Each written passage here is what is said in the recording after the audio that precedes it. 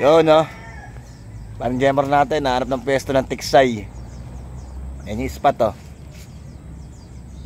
Habang ng lutang. Ayan, tropa, oh.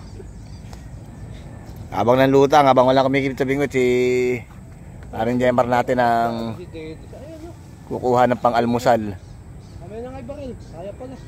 Ayan, oh, hinihingi na yung baril. Ay, ba't mo yung baril? Ayan, oh. Tingnan natin. Magaling talaga umakyat to. Kaya nga binansagang pusa ito nung araw, eh. Si pusa. Para siguraduhin mo sa tubig ang bagsak, ha. Sasabit ka dyan sa ano. Ayan, oh. Yung sanga. Sabit yung baril dyan. Galaw pa sa taas yung bag.